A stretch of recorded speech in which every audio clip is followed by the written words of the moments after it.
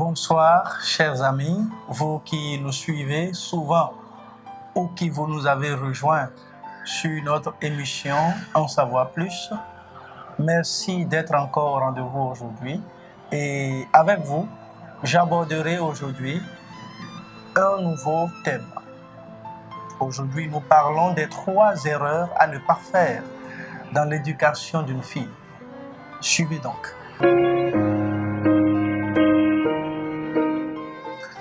Alors, nous étions en train donc de vous dire qu'aujourd'hui nous allons aborder les 3 erreurs qu'il ne faut pas commettre dans l'éducation d'une fille.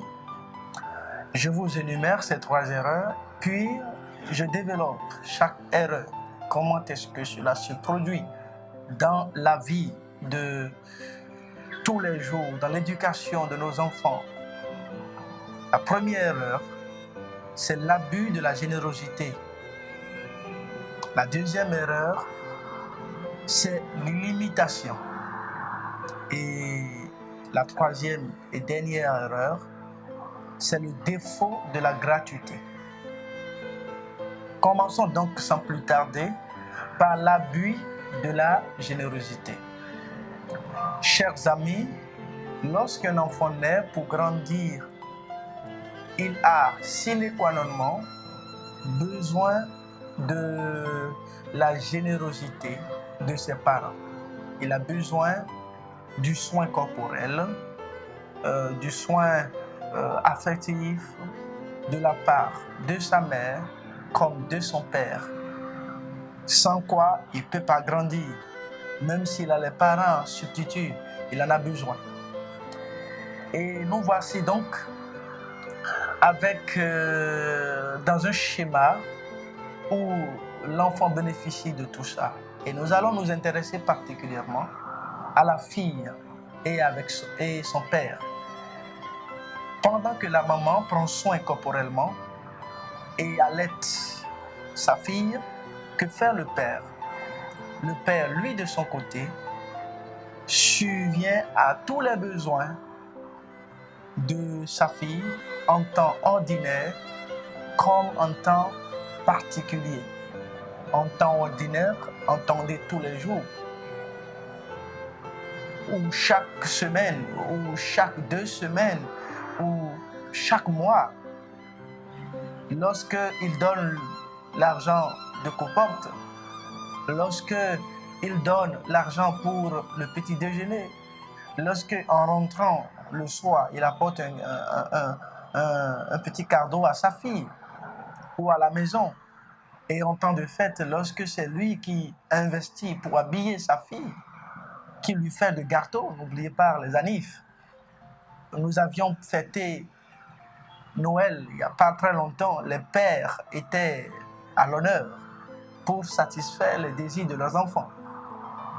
Et donc, lorsqu'un père se met dans cette dynamique, et cela continuellement, jusqu'à dépasser 3 ans, etc., il arrive donc que la fille et son père se mettent dans une relation d'alliance, de donneur et de receveur. Le père ne fait que donner et la fille ne sait que recevoir. Et si au-delà de 3 ans, ce type de relation ne change pas, ne prend pas d'autre forme petitement, jusqu'à ce que cette fille devienne autonome, grande, et que cela reste ainsi jusqu'à l'âge adulte, je veux dire jusqu'à 18 ans, cette fille donc finit donc par avoir le même schéma de relation de femme à homme. C'est-à-dire que cette fille ne grandit pas en matière de schéma relationnel. Elle est fixée à un type de relation qui consiste à recevoir d'un père. Et pour une fille, son père représente tous les hommes du monde. Et donc, quand elle va vouloir maintenant commencer les relations avec d'autres hommes, ça veut dire d'autres garçons, si elle est toujours fille, si elle est adolescente, ses pères adolescents, si elle est grande jeune, avec ses copains et son futur fiancé et tout, elle va toujours attendre que ce garçon ait les mêmes relations avec elle. Donc, elle se met dans une posture de quelqu'un qui est en attente permanente de ce que son copain, son ami, son futur conjoint ou son conjoint satisfasse tout ce qui constitue ses besoins. Et lorsque il arrive que ce dernier ne satisfait pas tous ses besoins, eh bien, il y a 3 conséquences qui en découlent. Premièrement, elle peut traduire cette incapacité comme le manque d'amour à son égard. Elle peut aussi projeter que tous les hommes doivent donner et donc elle se renferme, elle devient peigne, elle n'est pas donc dans la posture de donner. Ou comme elle peut aussi traduire cela comme une trahison, parce que c'est une attente qui n'est pas satisfaite.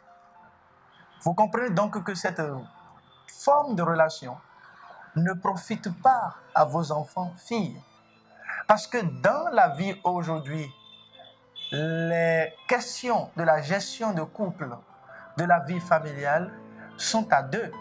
C'est le nous, c'est l'homme et la femme qui gèrent et non plus uniquement l'homme. Voilà donc une erreur grave qu'il ne faut pas faire. Abuser de la générosité que le Père a. Si vous êtes père et que vous nous suivez, faites donc attention. Le mieux serait, au fur et à mesure que vous grandissez avec votre fille, que vous lui montriez que vous n'êtes pas un père infaillible, que vous êtes un père qui peut ne pas avoir, et que ne pas avoir ne signifie pas « je ne t'aime pas ». Abordons maintenant la deuxième erreur. Nous avions parlé de l'illimitation. L'illimitation se trouve donc dans un contexte où l'enfant a 4 perceptions de lui-même. La première perception, c'est que l'enfant se dit « je suis très important pour mes parents, je suis l'objectif de vie de mes parents ». Deuxième chose, je peux tout avoir, absolument tout. Troisième, je peux tout faire. Et dernièrement, je peux tout voir. Concentrons-nous sur la deuxième perception. Je peux tout avoir.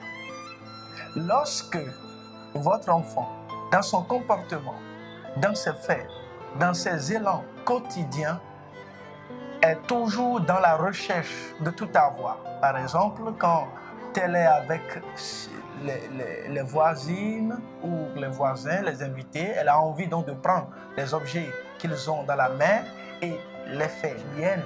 Et ça, tous les enfants le font, nous l'avons fait aussi.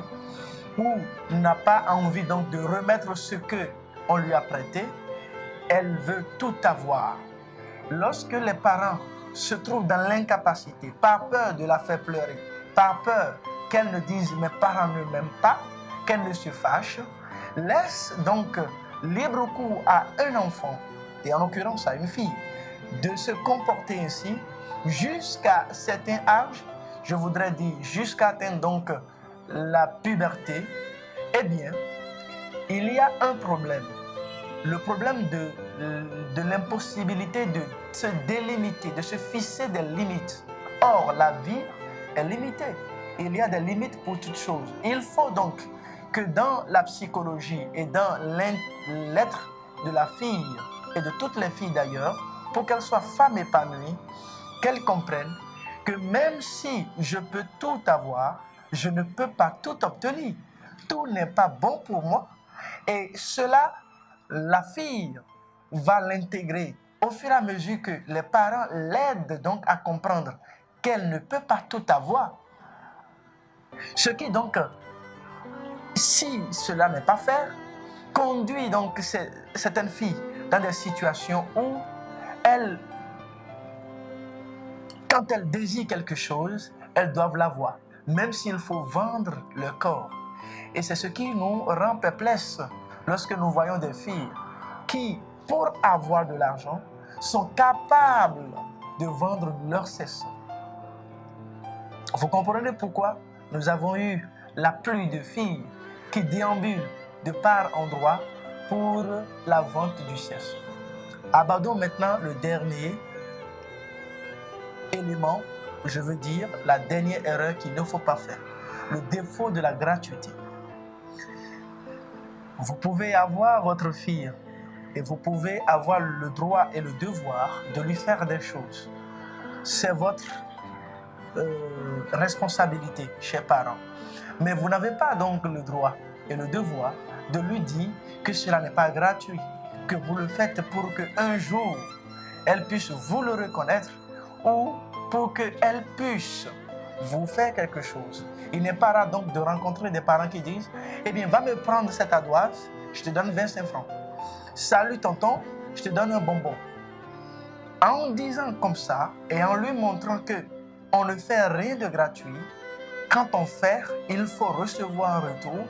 Vous bloquez votre enfant donc dans un schéma de « il n'y a pas de gratuité ». Tout mérite donc un retour. Et plus tard, ce que cela peut conduire chez votre enfant, c'est-à-dire que si quelqu'un lui fait quelque chose, même si cette personne est dans la dynamique de gratuité, de son côté, elle pense que ce n'est pas gratuit. Elle pense qu'elle doit lui rendre ce que la personne lui a fait. Et cela peut conduire donc votre enfant à subir donc des manipulations, d'abus sexuels.